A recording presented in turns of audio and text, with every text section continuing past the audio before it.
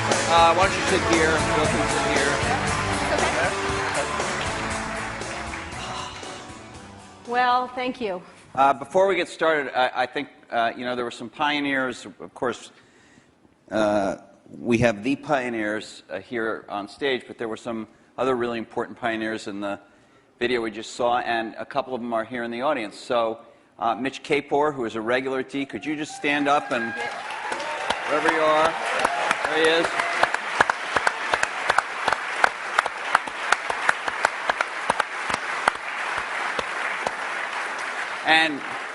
And Fred Gibbons, who has not come to D before but is here tonight. Fred. There's Fred. Right there. And I don't know if he's in the room, but I do want to recognize our fellow journalist, Brent Schlender from Fortune, who did to my knowledge, the last joint interview these guys did. It was not on a stage, but it was a Fortune magazine interview. Brent, I don't know if you're in the room. If you are, can you stand? Maybe he's way back there. Way over there.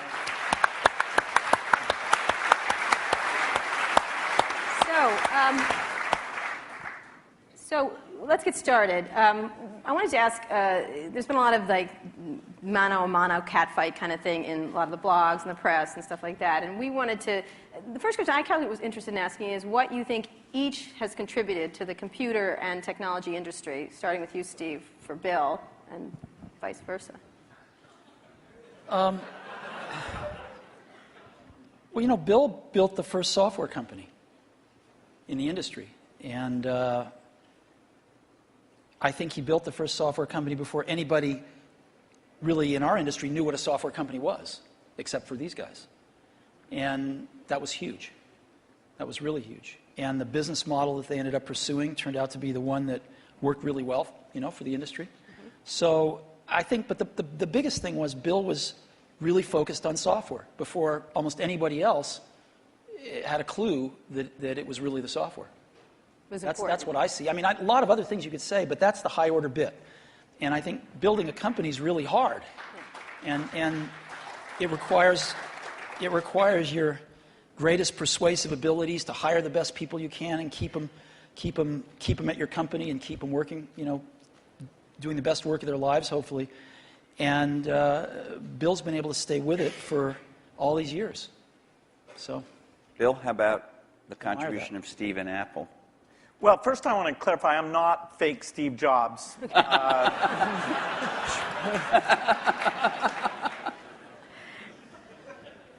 What Steve's done is quite phenomenal. If you look back to 1977, that Apple II computer, the idea that it would be a mass market machine, the bet that was made there by Apple uniquely, there were other people with products, but the idea that this could be an incredible, empowering phenomena, Apple pursued that dream. Then one of the most fun things we did was the Macintosh, and that was so risky. People may not remember that Apple really bet the company. Lisa hadn't done that well, and some people were saying, okay, that general approach wasn't good. But the team that Steve built, even within the company, to pursue that, even some days it felt a little ahead of its time. I don't remember that Twiggy disk drive. 128K. Yeah. The Twiggy disk drive, yes. Steve gave a speech once, which is one of my favorites, where he talked about, in a certain sense, we build the products that we want to use ourselves. So he's really pursued that with incredible taste and elegance that has had a huge impact on the industry. And his ability to always come around and figure out where that next bet should be has been phenomenal. Apple literally was failing when Steve went back and reinfused the innovation and risk-taking that have been phenomenal. So the industry's benefited immensely from his work. We've both been lucky to be part of it, but I'd say he's contributed as much as anyone. Well, we've also both been incredibly lucky to have had great partners that we started the companies with, and we've attracted great people. I mean, so everything that's been done at Microsoft and at Apple has been done by just remarkable people, none of which are sitting up here, today. Well, not us. Well, you're sort of the Not you. not us. And You're in a way you're the stand-ins for all those other people. in a way we are. In a very tangible way. So Bill mentioned the Apple II in 1977 and 30 years ago, and there were a couple of other computers which were aimed at the idea that average people might be able to use them. And looking back on it, a really average person might not have been able to use them by today's standards, but it certainly broadened the base of who could use computers. I actually looked at an Apple ad from 1978. It was a print ad that shows you how ancient it was, and it said thousands of people have discovered the Apple computer. Thousands of people, and it also said, you don't want to buy one of these computers where you put a cartridge in. I think that was a reference to one of the Atari or something. I don't know. You want a computer you can write your own programs on. And so the world, and obviously people still We had some very strange ads back then. We had one where it was in a kitchen, and there was a woman that looked like the wife, and she was typing in recipes on the computer with the husband looking on approvingly in the back. Stuff like that. How did that work for you? I don't think well. So, but just think back to, I know that you started Microsoft prior to 1977. I think Apple started the year before in 76. Microsoft in 74 was when we started writing the 75. BASIC. And then we did shipped the BASIC in 75. Okay. Most people, some people here, but I don't think most people know that there was actually some Microsoft software in that Apple II computer. Do you want to talk about what happened there, or how that occurred? Yeah, there'd been the Altair and a few other companies, actually about 24, that had done various machines. But the 77 group included the PET, TRS-80, Commodore. and the Commodore PET, TRS-80, and the Apple II. The original Apple II BASIC, the integer BASIC, we had nothing to do with. But then there was a floating point one where, and I mostly worked with Woz on that. Let me tell this story. So my partner, we started out with this guy named Steve Wozniak, brilliant guy. He writes this BASIC that is like the best BASIC on the planet. It does stuff that no other BASIC's ever done. You don't have to run it to find your error messages. It finds them when you type it in and stuff. It's perfect in every way, except for one thing, which is it's just fixed point, right? It's not floating point. And so we're getting a lot of input that people want this BASIC to be floating point. And like we're begging Woz, please make this floating point. Who's we? How many people are in Apple? Well, me. Yeah. We're begging Woz to make this floating point, and he just never does it. And he wrote it by hand on paper. I mean, he didn't have an assembler or anything to write it with. It was all just written on paper, and he'd type it in. He just never got around to making a floating point. Why? Well, this is one of the mysteries of life. I don't know, but he never did. And so, Microsoft had this very popular, really good floating point BASIC that we ended up going to them and saying, help. And how much was I think you were telling us earlier. That was $31,000. That Apple paid you for that. the floating point BASIC. And I flew out to Apple. I spent 2 days there getting the cassette. The cassette tapes were the main ways that people stored things at the time. Right. And, that was fun. I think the most fun is later when we worked together. Well, what was the most fun? Tell the story about the most fun that was later. And maybe later, not the most fun. Let him talk then. I'm teasing. Well, Steve can probably start it better. The team that was assembled there to do the Macintosh was a very committed team. And there was an equivalent team on our side that just got totally focused on this activity. Jeff Harbers, a lot of incredible people. And we really had bet our future because on the Macintosh being successful, and then hopefully graphics interface in general being successful, but first and foremost, the thing that would popularize that being the Macintosh. And so we were working together, the schedules were uncertain, the quality was uncertain, the price. When Steve first came up, it was going to be a lot cheaper computer than it ended up being, but that was fine. So you worked in both places, in both? Well, we were in Seattle, and we fly down there. But Microsoft, if I remember correctly from what I read, wasn't Microsoft one of the few companies that were allowed to even have a prototype of the Mac at the time? Well, what's interesting, what's hard to remember now, is that Microsoft wasn't in the applications business then. They took a big bet on the Mac because this is how they got into the apps business. I mean, Lotus dominated the apps business on the PC back then. Right. We had done just Multiplan, Yeah. which was a hit on the Apple II. And then Mitch did an incredible job betting on the IBM PC. And 123 came in and, ruled that part of the business. So the question was, what was the next paradigm shift that would allow for an entry? WordPerfect, we had Word, but WordPerfect was by far the strongest in word processing, DBase, and database. And Word was that was a kind of a DOS, a text. All of these products I'm saying were DOS-based Right. products. Because Windows wasn't in the picture at the time. Right. That's more in the early 90s that we get to that. And so we made this bet that the paradigm shift would be graphics interface, and in particular that the Macintosh would make that happen with 128K of memory, 22K of which was for the screen buffer, 14K was for the operating system. So it was 14K. Yeah. 14K. Yeah. The original Mac operating system was 14K. 14K that we had to have loaded when our software ran. So when the shell would come up, it had all the 128K. The OS was bigger than 14K. It was in the 20s somewhere. I see.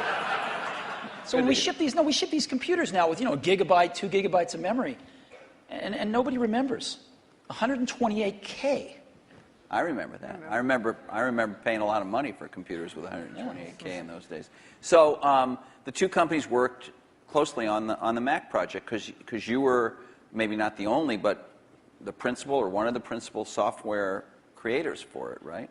Is that right? Well, Apple did the Mac itself, but we got Bill and his team involved to write these applications. And we were doing a few apps ourselves. We did Mac Paint and Mac Draw and stuff like that. But Bill and his team did some great work.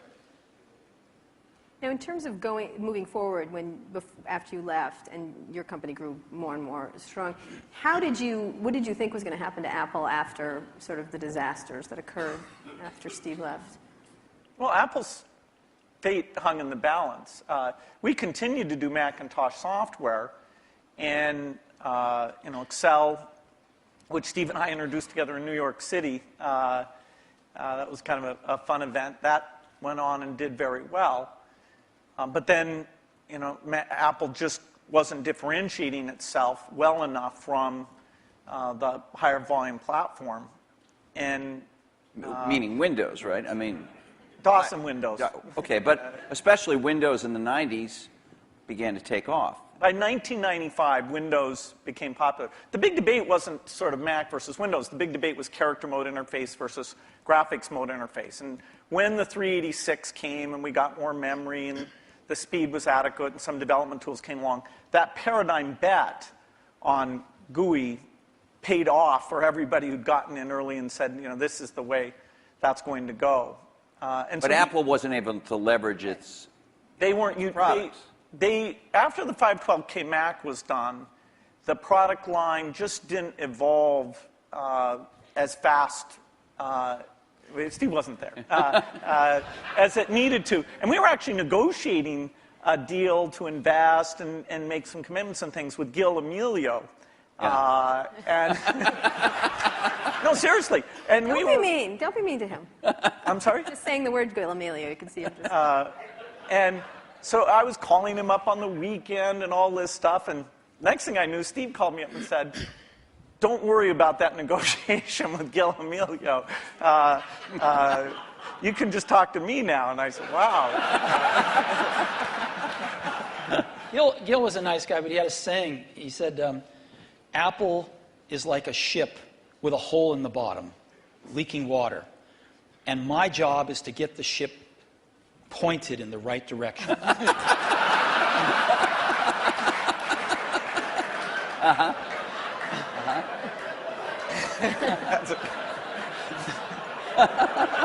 Okay.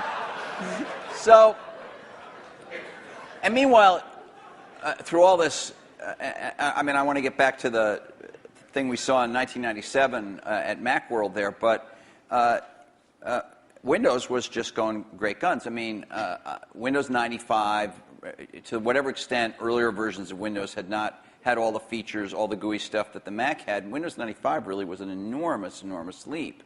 Yeah, Windows 95 is when graphics interface became mainstream and when the software industry realized, wow, this is the way applications are going to be done. And it was amazing that it was ridiculed sort of in 93, 94. It was not mainstream. And then in 95, the debate was over. It was kind of just a common sense thing. And it was a combination of hardware and software maturity getting to a point that people could see it. So I don't want to go through every detail, the whole history of how you came back, but Thank you. You had, but you in that video we all saw, you said you had decided that it was destructive to have this Be fighting. competition with Microsoft. Now, obviously, Apple was in a lot of trouble, and I presume that there was some tactical or strategic reason for that, as well as just wanting to be a nice guy, right? I mean, You know, Apple was in very serious trouble, and what was really clear was that if the game was a zero-sum game where for Apple to win, Microsoft had to lose, then Apple was going to lose. But that's a lot of people's heads were still in that place. Why was that from your perspective? Well, a lot of people's heads were in that place at Apple, and even in the customer base, because, you know, Apple had invented a lot of this stuff, and Microsoft was being successful, and Apple wasn't, and there was jealousy and this and that. There was just a lot of reasons for it that don't matter. But the net result of it was there were too many people at Apple and in the Apple ecosystem playing the game of, for Apple to win, Microsoft has to lose. And it was clear that you didn't have to play that game, because Apple wasn't going to beat Microsoft. Apple didn't have to beat Microsoft. Apple had to remember who Apple was, because it had forgotten who Apple was. And so to me, it was pretty essential to break that paradigm. And it was also important that, you know, Microsoft was the biggest software developer outside of Apple developing for the Mac. And so, you know, it was just crazy what was happening at that time. And Apple was very weak. And so I called Bill up and we tried to patch things up.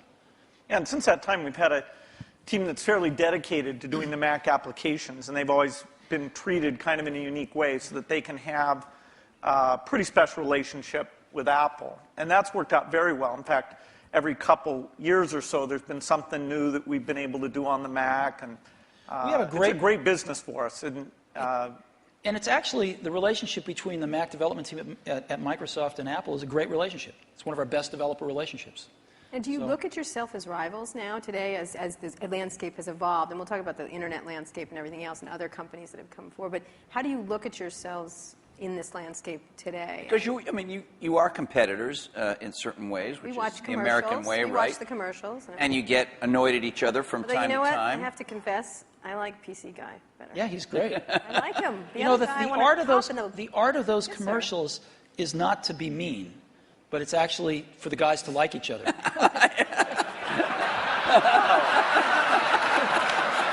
Thanks. PC Guy is great. I like He's got a PC. big heart. His mother loves him. His mother loves I'm him. telling Loves you. him. I like PC Guy totally much better. Wow. I do. I don't know why. He's endearing. The other guy's a PC Guy's what jackass. makes it all work, actually. Yeah. All right. It's worth thinking about. So how do you look at I mean, yourselves? let me just ask you, Bill. Obviously, Microsoft is a much larger company. You're in many more markets, many more types of products than Apple is. You know, when you were running the company, or when Steve Ballmer is running the company, you think obviously about Google. You think about, I don't know, Linux in the enterprise. You think about lots of, Sony in the game area. How often is Apple on your radar screen at Microsoft in a business sense? Well, they're on the radar screen as an opportunity, and in a few cases like the Zune, that if you go over to that group, they think of Apple as a competitor. They love the fact that Apple's created a gigantic market, and they're going to try and come in and contribute something to that. And we love them because they're all customers.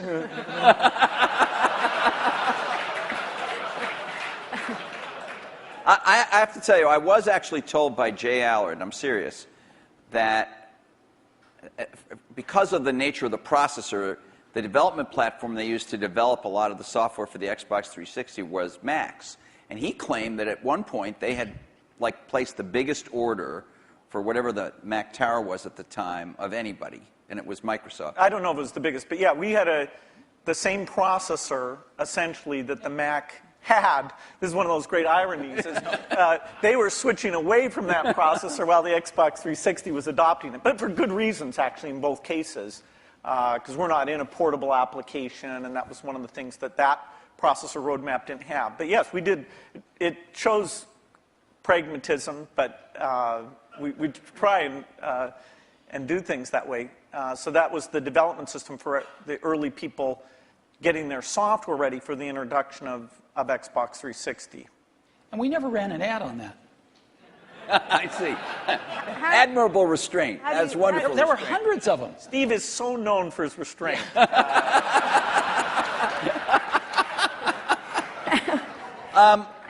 How do you look at Microsoft from an Apple perspective? I mean, you compete in computers and. I mean, you could say you don't compete. You know, the era of destructive whatever whatever you said in 1997, but you think you're consciously aware of what they're doing with Windows. You followed Vista closely, I think.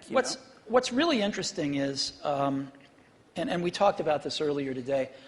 If you look at the reason that the iPod exists and that Apple's in that marketplace, it's because these really great Japanese consumer electronics companies who kind of owned the portable music market for a long, invented it and owned it, couldn't do the appropriate software, couldn't conceive of and implement the appropriate software. Because an iPod's really just software. It's software in the iPod itself, it's software on the PC or the Mac, and it's software in the cloud for the store. And it's in a beautiful box, but it's software. If you look at what a Mac is, it's OS X, right? It's in a beautiful box, but it's OS X. And if you look at what an iPhone will hopefully be, it's software. And so the big secret about Apple, of course, not so big secret maybe, is that Apple views itself as a software company. And there aren't very many software companies left. And Microsoft is a software company. And so, we look at what they do, and we think some of it's really great, and we think some of it's, a little bit of it's competitive, and most of it's not. We don't have a belief that the Mac is going to take over 80% of the PC market. We're really happy when our market share goes up a point, and we love that, and we work real hard at it. But Apple's fundamentally a software company, and there's not a lot of us left, and Microsoft's one. But you may be fundamentally a software company, but you've been known, at least to your customers and to most journalists, as the company that kind of pays a lot of attention to integrating software and hardware. Alan Kay, Microsoft has made some recent moves to be a little more like that. Obviously not in your core biggest businesses, but with Xbox and Zune and the Surface Computing a device we saw today is another example. These aren't markets that hold up in size to Windows or Office, but they're some of your more recent initiatives. Are the company's approaches to this Alan Kay had urging a little? Or Alan Kay had a great quote back in the 70s, I think. He said, people that love software want to do their own hardware. Well, Bill loves software. No, I can resist that. The question is, are there markets where the innovation and variety you get is a net positive? The negative is that in the early stage, you really want to do the two together. So you want to do prototyping and things like that, really is one thing. And then to take the phone market, we think we're on 140 different kinds of hardware. We think it's beneficial to us that even if we did a few ourselves, it wouldn't give us what we have through those partnerships. Likewise, if you take the robotics market, very undeveloped. We have over 140 all tiny volume robots using Microsoft software. And the creativity, building toys, security things, medical things. We love the innovation and the ecosystem that's going to grow up, who knows when, but we're patient, around that, and we'll have a great asset with this robotic software platform. So there are things like PC, phone, and robot where the Microsoft choice is to go for the variety It's great. They're, for them, they do what works super well for them. And there's a few markets like Xbox 360, Zune, and this year we have 2 new ones, the Surface thing and this round table, which is the meeting room thing, where we'll actually, through subcontractors, but it's the P&L on the risk and all that for the hardware, the design is completely a Microsoft thing. The round table, is that something you've announced, or were you just... We've shown prototypes of it. That's the thing where it's got the 360-degree cameras and all those. It's like Cisco has something in that market and HP too, right? Well, HP has a very high-end thing that's a tiny bit like it. But anyway. All right. Do you ever regret... Was there something you might have wanted to do differently? And maybe you feel like this happened after you left Apple. Something you might have done differently where you could have had a much bigger market share for the Mac? Well, before I answer that, let me make a comment on Bill's answer there, which is, it's very interesting in the consumer market and the enterprise market. They're very different spaces.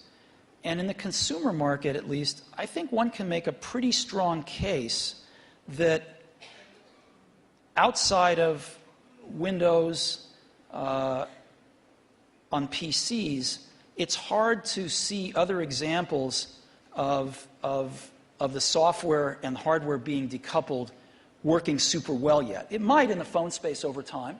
It might. But it's not clear. It's not clear. You can see a lot more examples of the hardware-software coupling working well. And so I think this is one of the reasons we all come to work every day, is because nobody knows the answer to some of these questions, and we'll find out over the coming years. Maybe both will work fine, and maybe they won't. Yeah, it's good to try both approaches. In some product categories, take music players, the solo design worked better. In the PC market, the variety of designs at this stage has a higher share. It has a higher share? Yeah, it has a lot higher share. Well, it's not that much different in music players the other way around. Is there some moment you feel like I should have done this or Apple should have done that and we could have had? You stuck to this idea of these hardware-software integration, and it's working very well now. There's a lot of things that happened that I'm sure I could have done better when I was at Apple the first time, and a lot of things that happened after I left that I thought were wrong turns, but it doesn't matter. It really doesn't matter, and you kind of got to let go of that stuff, and we are where we are. So we tend to look forward, and one of the things I did when I got back to Apple 10 years ago was I gave the museum to Stanford and all the papers and all the old machines and kind of cleared out the cobwebs and said, let's stop looking backwards here. It's all about what happens tomorrow. And because you can't look back and say, well, gosh, I wish I hadn't gotten fired. I wish I was there. I wish this. I wish that. It doesn't matter. And so let's go invent tomorrow rather than worrying about what happened yesterday. Let's talk about, we're going to talk a little bit about tomorrow, but let's talk about today, the landscape of how you see the different players in the market and how you look at what's developing now. What has surprised both of you since having been around for so long and still very active in everything? I mean, your companies are still critically key companies, but there are many, many companies that are becoming quite powerful. How do you look at the landscape at this moment and what's happening, especially in the internet space? I think it's super healthy right now. I think there's a lot of young people out there building some great companies who want to build companies, who aren't just interested in starting something and selling it to one of the big guys, but who want to build companies. And I think there's some really exciting companies getting built out there, some next generation of stuff that some of us play catch up with, and some of us find ways to partner with and things like that. But there's a lot of activity out there now, wouldn't you say? Yeah, I'd say it's a healthy period. Yeah.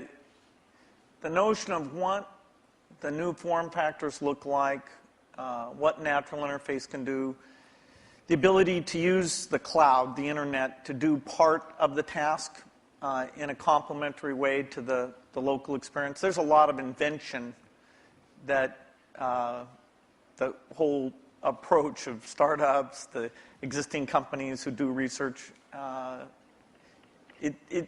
we'll look back at this as one of the great periods of invention. I think so too. There's a lot of things that are risky. right now, which is always a good sign, and you can see through them. You can see to the other side and go, yes, this could be huge, but there's a period of risk that, nobody's ever done it before. Give an example that would, for example, I do, but I can't say. Okay. And so, but I can say, when you feel like that, that's a great thing. Right. That's what keeps you coming to work in the morning, and and it tells you there's something exciting around the next corner. Okay, but so the two of you have certainly you're involved every day with the internet. You have internet products. You have a whole slew of stuff on the internet. You have iTunes and .Mac and all of that. But on another level, you're the guys who represent the rich client, the personal computer, the big operating system and all that. And there is a certain school of thought, and I'm sure it's shared by some people in the room, that this is all migrating to the cloud, and you'll need a fairly light piece of hardware that won't have to have all that investment, all the kind of stuff you guys have done throughout your careers. So as much as people might think of you as rivals, one way to think of you as the two guys. We're both dinosaurs. Huh? They were both dinosaurs. Dinosaurs or whatever. I can talk about that? No. Seriously, is You're there betting on in a 5 system that is years? changing. In 5 years, is the personal computer still going to be the linchpin of all this stuff? Well, you can say that it'll be predicted that it won't be. The network computer took us over about, 5 years ago, we disappeared. Remember the single function computer? There was somebody who said that these general purpose things are kind of a dumb idea. So that took us over. The mainstream is always under attack. The thing that people don't realize is that you're going to have rich local functionality. I mean, at least our bet. As you get things like speech and vision, as you get more natural form factors, it's a question of using that local richness together with the richness that's elsewhere. And as you look at the device, say, that's connecting to the TV set or connecting in the car, there are lighter weight hardware internet connections. But when you come to the full screen, rich, edit the document, create things, I think we're nowhere near where we can be on making that stronger. I'll give you a concrete example. I love Google Maps, use it on my computer, in a browser. But when we were doing the iPhone, we thought, wouldn't it be great to have maps on the iPhone? And so we called up Google, and they'd done a few client apps in Java on some phones, and they had an API that we worked with them a little on. And we ended up writing a client app for those APIs. They would provide the back-end service. And the app we were able to write, since we're pretty reasonable at writing apps, blows away any Google Maps client. Just blows it away. Same set of data coming off the server, but the experience you have using it is unbelievable. It's way better than the computer. And just in a completely different league than what they'd put on phones before. And, that client is the result of a lot of technology on the client, that client application. So when we show it to them, they're just blown away by how good it is. And you can't do that stuff in a browser. So people are figuring out how to do more in a browser, how to get persistent state of things when you're disconnected from a browser, how do you actually run apps locally using apps written in those technologies so they can be pretty transparent whether you're connected or not. But it's happening fairly slowly, and there's still a lot you can do with a rich client environment. At the same time, the hardware is progressing to where you can run a rich client environment on lower and lower cost devices, on lower and lower power devices.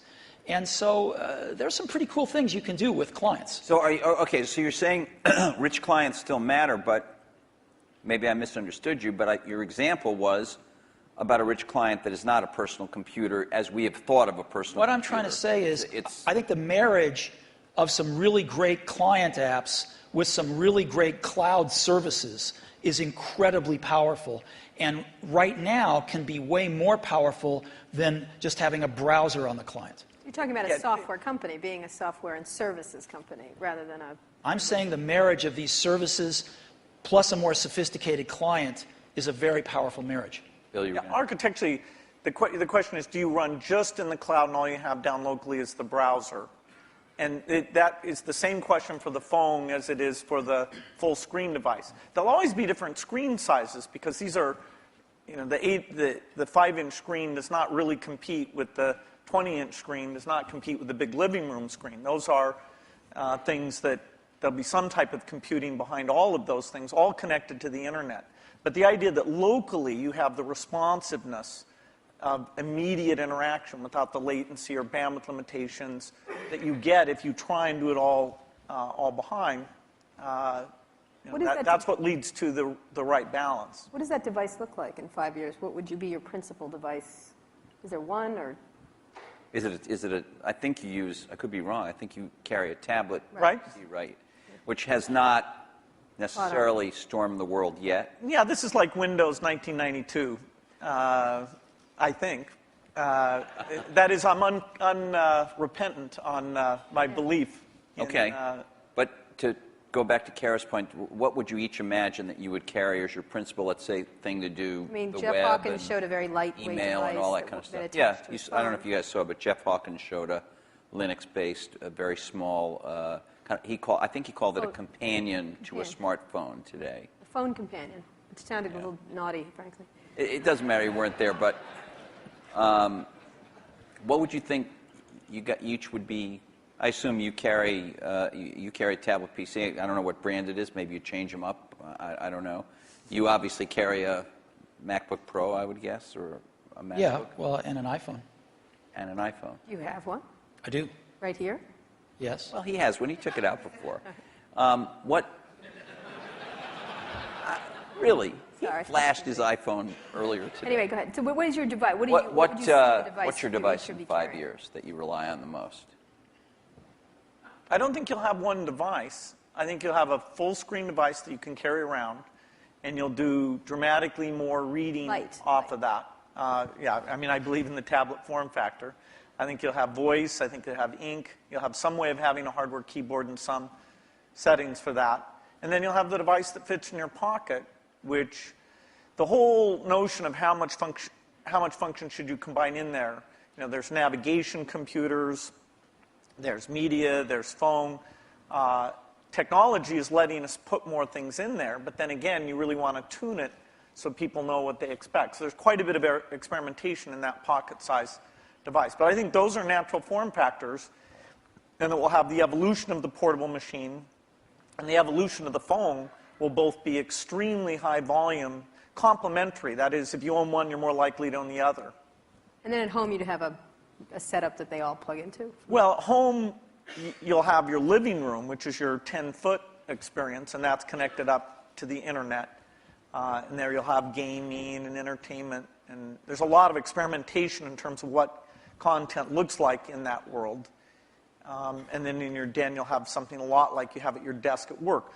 You know, the view is that every horizontal and vertical surface will have a projector, so you can put information.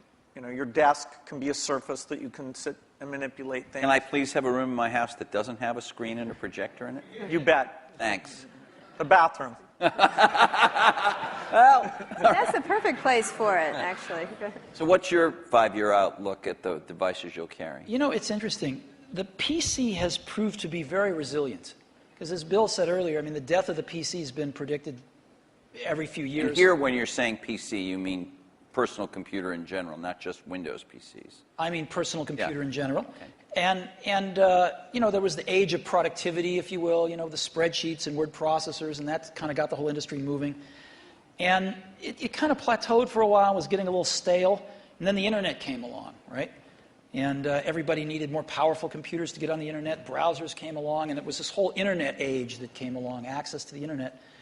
And then some number of years ago, you could start to see that the PC, that was taken for granted, things had kind of plateaued a little bit, and innovation-wise at least. And then I think this whole notion of the PC, we called it the digital hub, but you can call it anything you want, sort of the multimedia center of the house, started to take off with digital cameras and digital camcorders and sharing things over the internet and kind of needing a repository for all that stuff.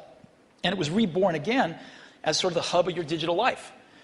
And you can sort of see that there's something starting again. It's not clear exactly what it is, but it will be the PC maybe used a little more tightly coupled with some back-end internet services and some things like that. And of course, PCs are going mobile in an ever greater degree.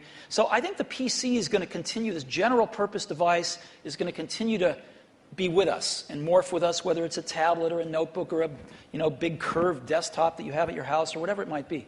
So I think that'll be something that most people have, at least in this society. In others, maybe not, but certainly in this one. But then there's an explosion that's starting to happen in these, what you call post-PC devices, right? And you call the iPod one of them. There's a lot of things that are not... You can get into trouble for using that term. I want you to know that. What? I'm kidding. Post-PC devices. Why? People write letters to the editor. They complain about it. Anyway, go ahead. Okay. Well, anyway, I think there's just a category of devices that aren't as general purpose, they're really more focused on specific functions, whether they're phones or iPods or Zunes or what have you. And I think that category of devices is going to continue to be very innovative, and we're going to see lots of them. Give me an example of what that would be. Well, an iPod is a post-PC yeah. device. A phone is a post-PC device. Is the iPhone and are some of these other smartphones, and I know you believe that the iPhone is much better than these other smartphones at the moment, but are these things, aren't they really just computers in a different form factor? I mean, when you say we use the word phone, it sounds like... We're getting to the point where everything's a computer in a different form factor. So what? Right? So what if it's built with a computer inside it? It doesn't matter. It's what is it? How do you use it? How does the consumer approach it? And so who cares what's inside it anymore? So what are the core functions of the device formerly known as the cell phone, whatever we want to call it, the pocket device? What would you say the core functions? Like 5 years out, what are the core functions of that pocket device? How quickly all these things that have been somewhat specialized, the navigation device, the digital wallet, the phone, the camera, the video camera, how quickly those all come together, it's hard to chart out. But eventually, you'll be able to make something that has the capability to do every one of those things. And yet, given the small size, you still won't want to edit your homework or edit a movie on the screen of that size. And so you'll have something else that lets you do the reading and editing and those things. Now, if we could ever get a screen that would just roll out like a scroll, then you might be able to have the device that did everything. Well, in the very first D conference, we had these guys from E-Ink here. Yeah. I'm sure you've both talked to them. They were talking about that. That was 5 years ago. It's always 5 years out. Do you? Yes, we can't. There's some advances in projection technology that are more likely to deliver it, I think, than the flexible material guys. But it's not even on the horizon, no matter which of the two approaches are pursuing. We have some Microsoft research people who work on that, and there's a lot of investment, but it's at least in the 5-year time frame. 5 years from now, what's going to be on that pocket device? I don't know.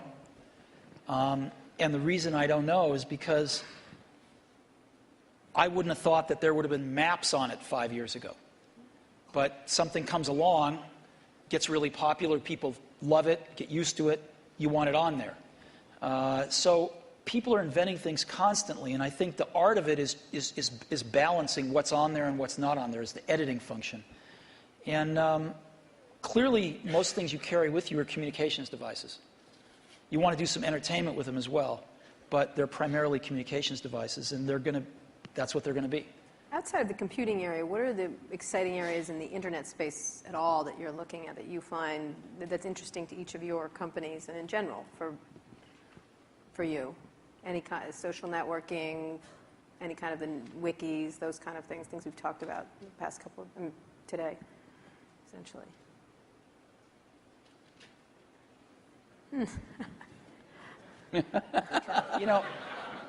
We're working on some things that I can't talk about.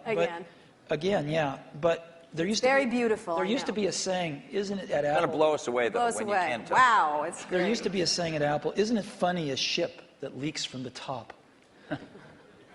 So, that's kind of like a sweater without sleeves is a vest. I don't get that. That was what they used to say about me when I was in my 20s.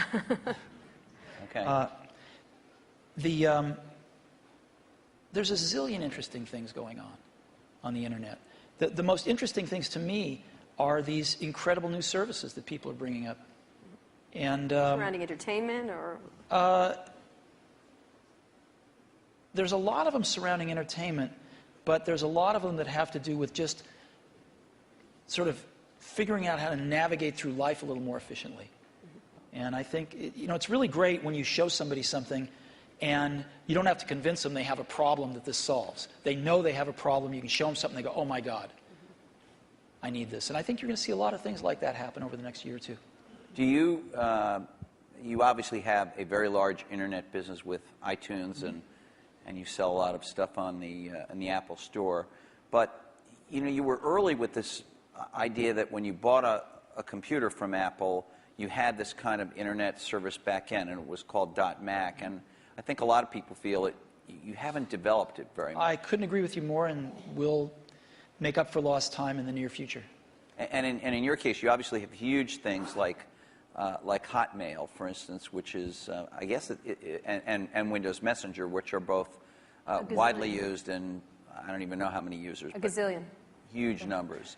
But on the other hand, you haven't, as Steve Ballmer was talking about today, you have other people have much stronger positions in things like search and other parts of the internet. So, are you guys, because you are the personal computer companies that are best associated with that, not as nimble as some of these competitors at this point?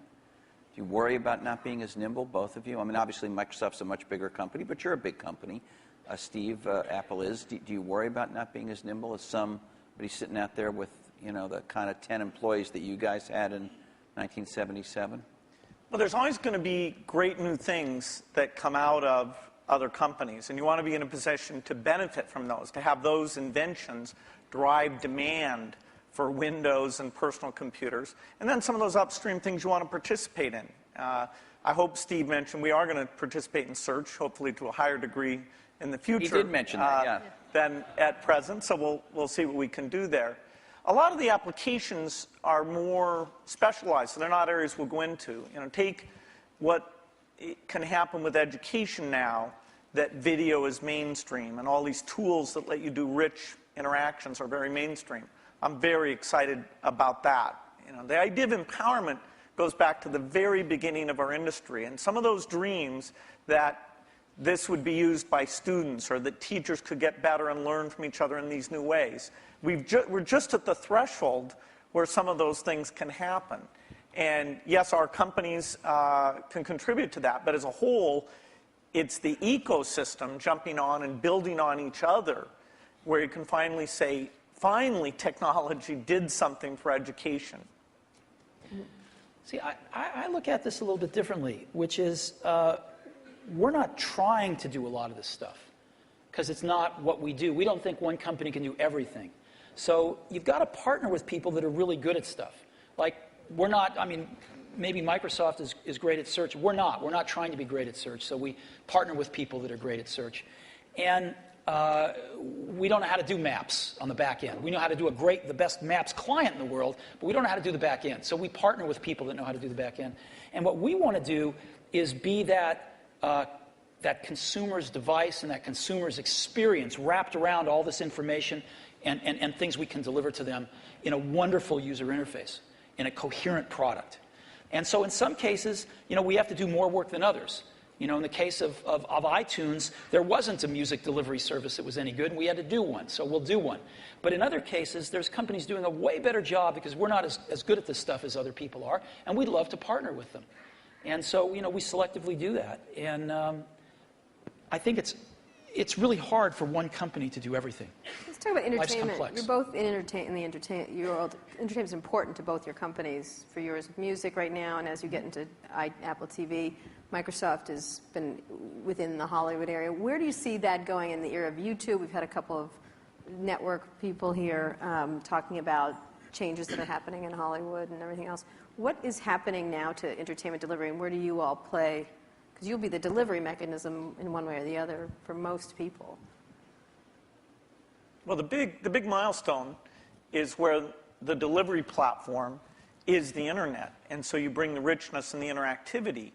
I think you can get a little bit of a glimpse of the future of TV more from looking at community type things like Xbox Live, where people are talking to each other, finding friends, watching things together, talking about those things. That, as you map that onto genres like educational shows or sports shows or watching the Olympics or the elections, that ability to navigate becomes very, very powerful. And we're not an entertainment company. Yes, we do Halo, which is this big video game, but by and large, we're a platform. And so it's the tough software things, whether it's the speech or the ink or the deep graphics, that's where things that take 10 years to get done, the IPTV stuff, the foundation there, it took 10 years to get it done. Now it's finally coming to fruition, and we have people like AT&T betting their company on putting that together. So we're just at the start of having a scale entertainment delivery vehicle both through PCs, unfortunately not connected up to the TV set in most cases, but that's a point of innovation. And now things like IPTV and Xbox that are connected up in the living room. Steve, you were today, Bill, you weren't here, but Steve showed a new function of Apple TV that brings YouTube directly to the TV. Is there going to be more of that from you? Do you see yourself, the way Bill says, as an enabler of entertainment? Or, well, putting aside your Disney role, but your Apple role. I think people want to enjoy their entertainment when they want it and how they want it, on the device that they want it on. So ultimately, that's going to drive the entertainment companies into all sorts of different business models. And that's a good thing. If you're a content company, that's a great thing. More people wanting to enjoy your content more often in more different ways, that's why you're in business. But the transitions are hard sometimes. And the music industry, it turned out that the internet got fast enough to download songs pretty easily. There was no legal alternatives, and maybe they made some bad choices in how they reacted to that. But they're still trying to make the transition to a very different way of doing business or ways of doing business while they're under attack from piracy. And we can all highlight some of the mistakes that have been made, but still, it's a tough job. And Hollywood, I think, has watched what's happened in music, learned some things to do, some things not to do. But they're still trying to map this out. How do they make some of these transitions, some new business models, different platforms, allowing their customers way more freedom on when they want to watch stuff and how they want to watch it. And I think there's a tremendous amount of experimentation and thought going on that's going to be good. That's going to be really good if you're a content owner. Can I ask about the user interface of the personal computer for a minute? Vista has just come out, which is your best version of Windows you've done, has some UI improvements in it. You're about to do yet another version of the Mac OS called Leopard in the fall, which, from what you've shown publicly, at least so far, has some improvements. But fundamentally, these are still the kind of file icon, folder icon, drop-down menu. I know I'm minimizing. There's a lot of other things. There's gadgets and widgets and all kinds of other cool things in there now. But you can see that it's still all built on what you started with, what Xerox did research on. Is there in the offing in the next 4 or 5 years, is it possible there's a new paradigm for organizing the user interface of the personal computer? Let's leave cell phones and things out for a minute, but just the personal computer, Bill. One of the things that's been anticipated for a long time is when 3D comes into that interface. And there was a lot of experimentation, sites on the internet where you'd kind of walk around and meet people. But in fact, the richness, the speed, it just didn't sustain itself. Now we're starting to see with some of the mapping stuff, a few of the sites, that the quality of that graphics, the tools and things are getting to the point where 3D can really come in. So I definitely say that when you go to a store, bookstore, you'll be able to see the books lined up, the way you might be interested in, or lined up the way they are in the real store. So 3D is a way of organizing things, particularly as we're getting much more media information on the computer, a lot more choices, a lot more navigation than we've ever had before. And we can take that into this communications world where the PC is playing a much more central role, kind of taking over what was the PBX, sort of one of the last mainframes in the business environment. That'll be a big change that'll come to it. And as we get natural input, that'll cause a change. And what about this multi-touch stuff? It's really interesting. Obviously, Steve showed some of it on the iPhone when he introduced the iPhone. Steve Ballmer today showed a bunch of it with the Surface computing device. It happens, although it's not part of our program, that HP, which is a sponsor of this conference, has a multi-touch sort of display over here out in the foyer.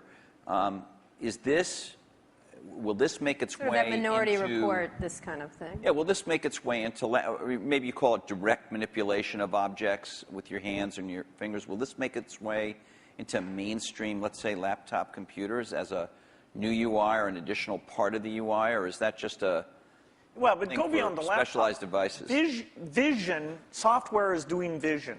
And so, imagine a game machine where you just can pick up the bat and swing it, or the tennis racket and swing it. Yeah, we have one of those. Yeah, No, that's, Well, the that's Wii. not it. You can't pick up your tennis your racket tennis Oh, I see what you mean, and yeah. swing it. You Right. can't sit there with your friends and do those natural things. That's a 3D positional device. This is video recognition. This is a camera seeing what's going on. And in a meeting, like you're on a video conference, you don't know who's speaking when they're audio only, things like that. The camera will be ubiquitous. Now, of course, we have to design it in a way that people's expectations about privacy are handled appropriately. But software can do vision, and it can do it very, very inexpensively. And that means this stuff becomes pervasive. You don't just talk about it being in a laptop device. You talk about it being part of the meeting room or the living room or... But on the laptop, the way that, and maybe I'm wrong, maybe this is what we have is great and we don't need any new big radical change. But when I turn on my laptop, whether it's my Vista laptop or my Mac laptop, it's there have been improvements, but it's a lot like it was 10 years ago. It's much better. The graphics are better and all that. You talked about that radical change. You that have the happened mouse. for both your companies. You have the icons you move around. You have and you talked about what a big gamble it was in '84 to do that and then follow on with Windows. We still essentially have that approach, and I'm just wondering, is that going to change? Touch, ink, speech, vision, those things come in, but they don't come in as a radical substitute. I think you're also underestimating the degree of evolution because you've lived with it year by year. Say we'd sent you away for 10 years and you came back and you said, wow, there's a search paradigm, and that's more at the center of how you find these things. There's tagging, that's more at the center of how you find these things. The evolution is a very good thing. In fact, even in that evolution, the stuff we did with Office, there's this balance you strike where when you make a change, in that case the ribbon, you're going to have some users who feel like, oh, geez, I have to spend a little bit time to be brought along to that. But there has been good evolution. But these natural interface things are the revolutionary change, and they'll be very revolutionary. That together with the 3D that I talked about. Steve? I know you're working on something. It's going to be beautiful. We'll see it soon. Yeah, And you can't talk about it, but Bill discusses all his secret plans. You don't discuss any of I them. know, it's not fair, but it's, I think the question is a very simple one, which is how much of the really revolutionary things people are going to do in the next 5 years are done on the PCs, or how much of it is really focused on the post-PC devices. And there's a real temptation to focus it on the post-PC devices because it's a clean slate, and because they're more focused devices, and because they don't have the legacy of these zillions of apps that have to run in zillions of markets. And so I think there's going to be tremendous revolution in the experiences of the post-PC devices. And the question is how much to do in the PCs. And I'm sure Microsoft is. We're working on some really cool stuff, but some of it has to be tempered a little bit because you do have these tens of millions in our case, or hundreds of millions in Bill's case, users that are familiar with something that they don't want a car with 6 wheels. They like the car with 4 wheels. They don't want to drive with a joystick. They like the steering wheel. And so, you have to, as Bill was saying, in some cases you have to augment what exists there, and in some cases you can replace things. But I think the radical rethinking of things is going to happen in a lot of these post-PC devices. I'm going to ask a more personal question. We have just a minute before we're going to open up for questions. What's the greatest, I'm not going to call this the Barbara Walters moment and ask you what tree you'd like to be, but You would love to be Barbara Walters, let me just tell you. No, I would not. What's the greatest misunderstanding? Right. But thank you, Steve. About your relationship. I mean, you're obviously going to go down in history as history books already said kind of thing. But what's the greatest misunderstanding between you and your relationship and about each other? What would you say would be this idea of catfight? This idea of which one of the many? We've kept our marriage secret for over a decade now. Canada. That trip to Canada. Mm-hmm.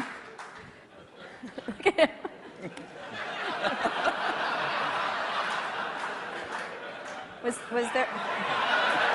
I don't think either of us have anything to complain about in general. And I know that the projects, like the Mac project, was just an incredible thing, a fun thing where we were taking a risk. We did look a lot younger in that video. We did. You look 12 in the first one. That's how I try and look. He was 12. But, it's been fun to work together. And I actually kind of miss some of the people aren't around anymore. People come and go in this industry. It's nice when somebody sticks around and, have some context of all the things that have worked and not worked. And the industry gets all crazy about some new thing, there's always this paradigm of the company that's successful is going to go away and stuff like that. It's nice to have people who've seen the waves and waves of that, and yet been willing, when it counted, to take the risk to bring in something new. Has it been important? One last question, and then we'll go to the audience. He didn't answer us because he just said this. I have an answer. He only talked about his secret gay Okay, marriage. yeah. So. I thought that was your answer. No, that wasn't my answer. When Bill and I first met each other and worked together in the early days, generally we were both the youngest guys in the room, right? Individually or together. I'm about 6 months older than he is, but roughly the same age. And now, when we're working at our respective companies, I don't know about you, but I'm the oldest guy in the room most of the time. And that's why I love being here. And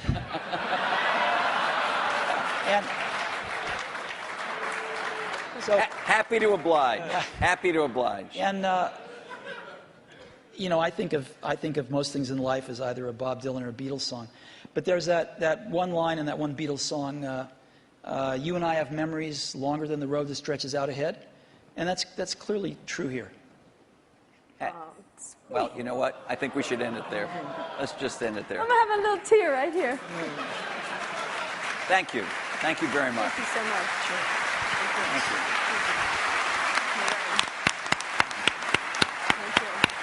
We're going to do some questions. We're going to ask you questions. Sit down. Sit down. Oh, standing O. Thanks. Have we ever had a standing O here? No. I don't know. The toilet. No.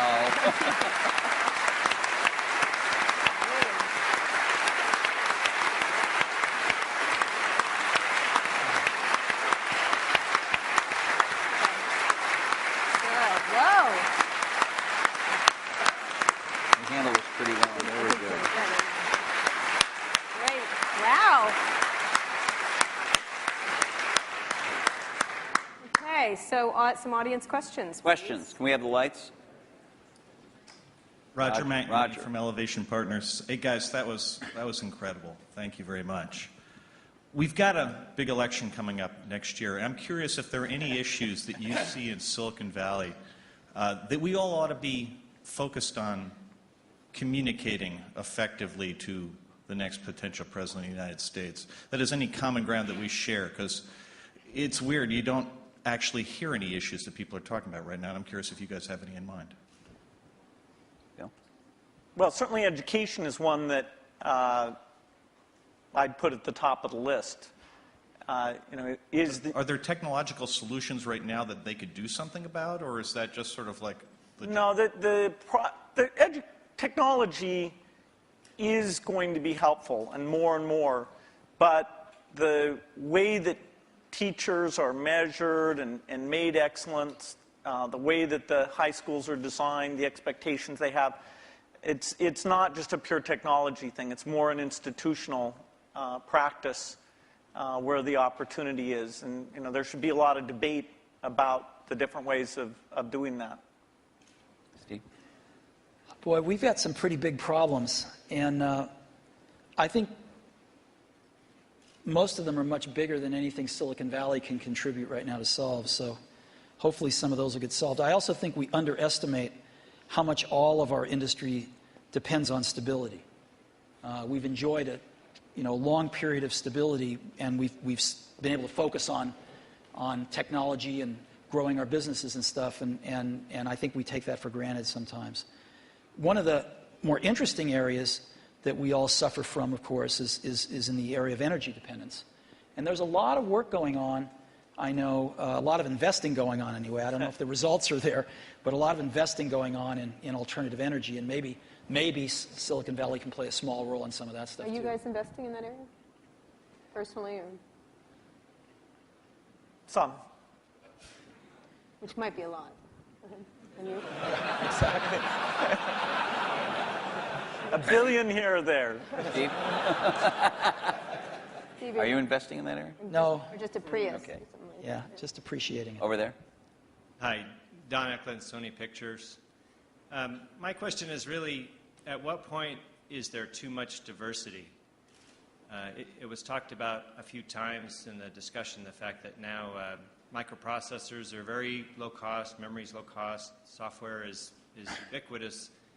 But my life has been made better by standards like coding standards, network standards, and it seems like we're reaching a point where diversity is starting to take hold to a point where we're not going to be able to have the kinds of convergence devices that I think everyone would really be able to appreciate.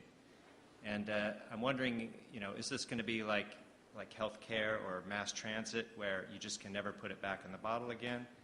And I'd like to get your perspective on that. If there's still an opportunity to have some grand convergence devices that can really simplify people's lives and enrich their lives. Steve? Well, I think Bill and I would agree that we can get it down to 2.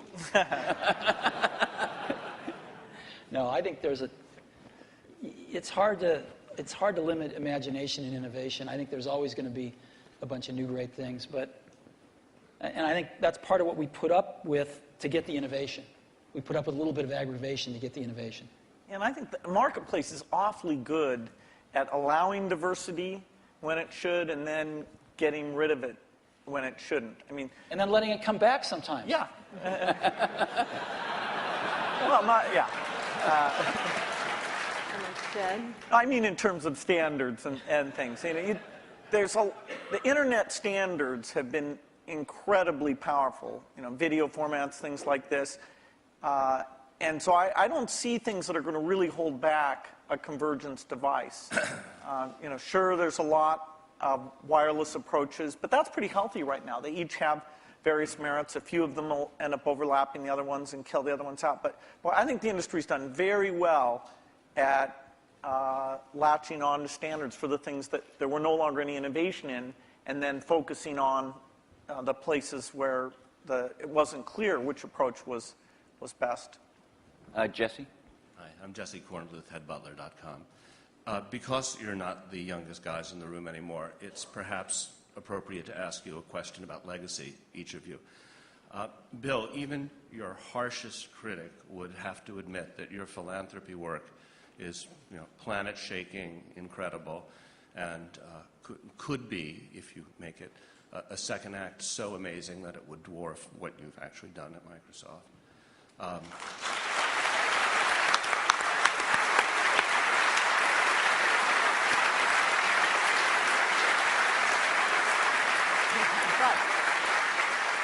If you had to choose a legacy, what would it be? And Steve, do you look at Bill and you think, gee, that guy is so lucky. He had a company so rich with talent that he didn't have to personally, come in every day and save it. And, I wish I had the opportunity. Okay, he's not going to answer that one. Bill? Well, the most important work I got a chance to be involved in, no matter what I do, is the personal computer. That's what I grew up, my teens, my 20s, my 30s. I even knew not to get married until later because I was so obsessed with it. That's my life's work.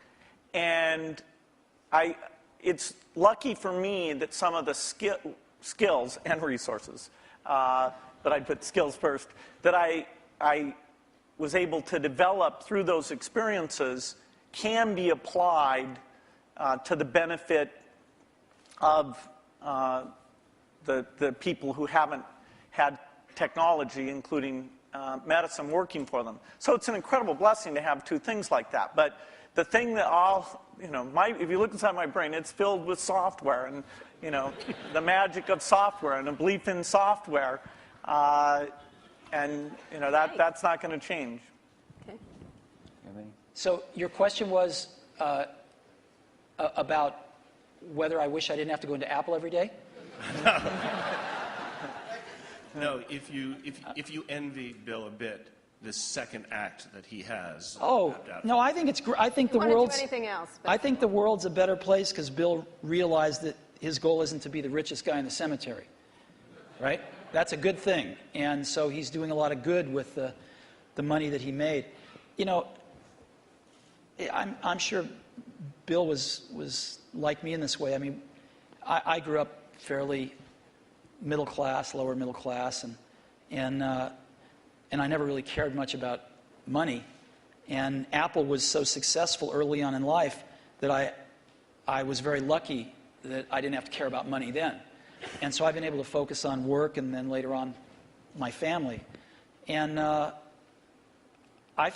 sort of look at us as two of the luckiest guys on the planet because we found what we loved to do and we were at the right place at the right time. And we've gotten to go to work every day with super bright people for 30 years and do what we love doing. And so it's hard to be happier than that. Your family and that. What more can you ask for? And so I don't think about legacy much. I just think about being able to get up every day and go in and hang around these great people and hopefully create something that other people will love as much as we do. And if we can do that, that's great. I think the middle. Yeah. Thanks, Steve and Bill. Rob Kelly. I'm here with my business partner. We've got a 100-person internet media business.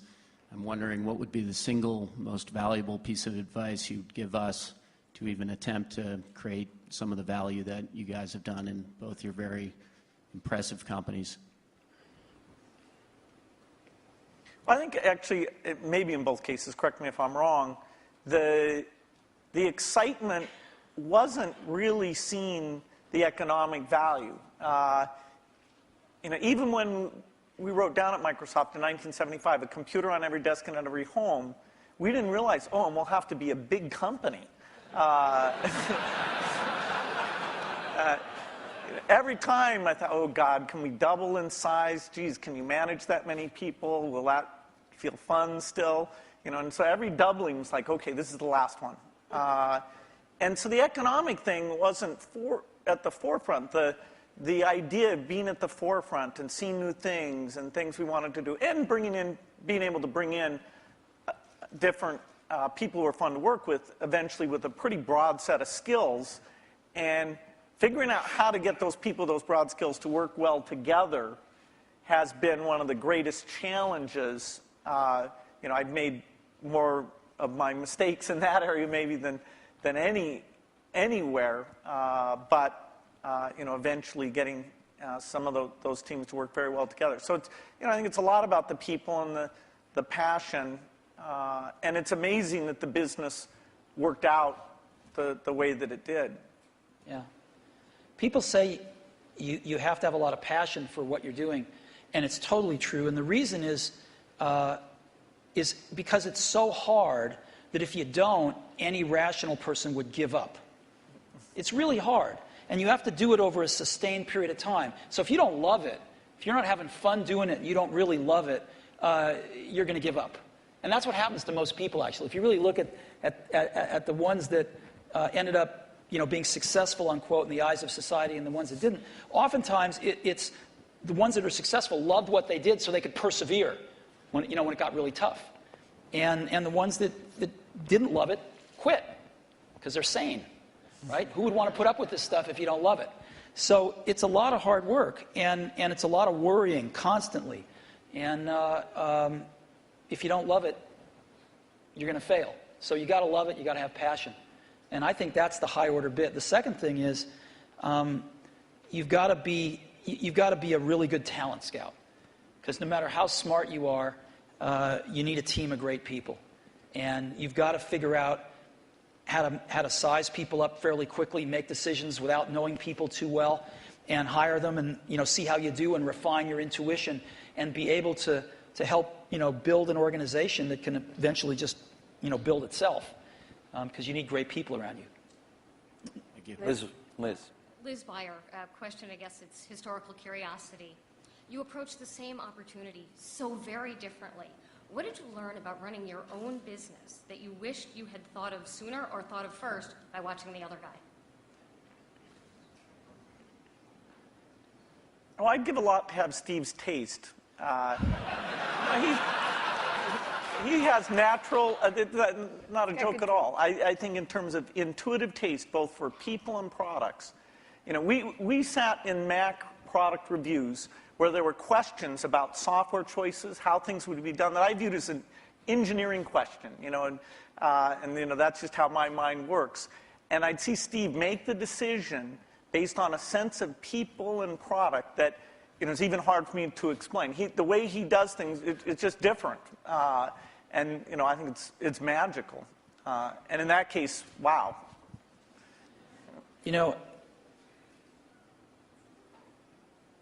Because Woz and I started the company based on doing the whole banana, we weren't so good at partnering with people. And actually, the funny thing is, Microsoft's one of the few companies we were able to partner with that actually worked for both companies. And we weren't so good at that, as where Bill at Microsoft were really good at it, because they didn't make the whole thing in the early days. And they learned how to partner with people really well. And I think if Apple could have had a little more of that in its DNA, it would have served it extremely well. And I don't think Apple learned that until, a few decades later. Last question. Is there? This over here. I'm sorry. Over here. Yeah, hi. Charlie Brenner from Fidelity Investments. In our financial services industry, we are focusing very strongly on aging and retiring baby boomers, a huge demographic. We're not that old. Oh, no, I wasn't. The question is different from what it sounds like it's going to be.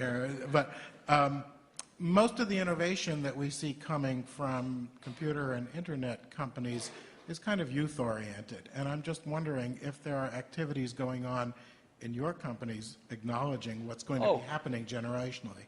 Not true. I'll give you one example. So we started building in video cameras into almost all our computers a few years ago. And the response by people of all ages, but in particular seniors, has been off the charts. Because they're buying these things now, and they're buying them for their grandkids, their sons and daughters with their grandkids, so they can stay in touch with their grandkids, and they're video conferencing more than younger people are.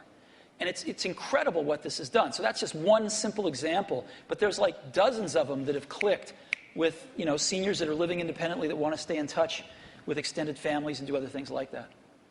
Yeah, I think that it's a very good point when you look at the size of the market. And that's partly why it's great that there are all these companies out there who can see, okay, what would you do for seniors? I think natural user interface is particularly applicable here because the keyboard, we're sort of warped in that we grew up using the keyboard, and so it's extremely natural to us. But things like, and that's partly why when we showed the Surface Computer, I showed it privately to a bunch of CEOs a couple weeks ago. I was kind of stunned by how blown away they were. But their ease of navigation is just not the same. And when they saw that, the idea that they could organize their photo album, it meant more to them than it did to me. I'll give you another example. We've got a little shy of 200 retail stores now. And one of the things the stores are doing is personal training now. It's called one-to-one. And we are up to now a run rate of 1 million personal training sessions. They last an hour per year. 1 million per year. You only started a little while ago, right? Yeah. We started about a year ago. And we're up to 1 million training sessions a year run rate now. And a lot of those folks, some of them anyway, many of them are seniors. And they're coming in and they're spending an hour learning how to use Office, and they're spending an hour learning how to video conference. And they can basically come in as much as they want, and they can schedule these things throughout a year, and they pay $99, I think, a year for it. And it's been great. Last question. Now the last question over there. We all share a common science fiction experience of the metaverse or the Matrix, where we all could communicate without being in the same place. And by the way, thank you both for providing us the best platform so far to go to chat rooms or to all go to a MySpace. It's a far cry from these things that we see on Star Trek or the holodeck. What kinds of things can you imagine that are partway there that could be much better than the 3-window iChat that we might see in the next 5 or 10 years? Well, I don't think Steve's going to announce his transporter. I want Star Trek. Just give me Star Trek. No, I think short of the transporter, most things you see in science fiction are, in the next decade, the kinds of things you'll see. The virtual presence, the virtual world that both represents what's going on in the real world and represents whatever people are interested in. This movement in space as a way of interacting with the machine. I think the deep investments that have been made at the research level will pay off with these things in the next 10 years. Steve? I don't know. And that's what makes it exciting to go into work every day. Because there's, as we talked about earlier, this is an extraordinarily exciting time in the industry. And lots of new stuff happening. So, I can't even begin to think of what it's going to be like 10 years from now. Great. Thank you so much. No, thank you so much. Great. Thank you so much. It's great. It's great. It's really good. Thanks.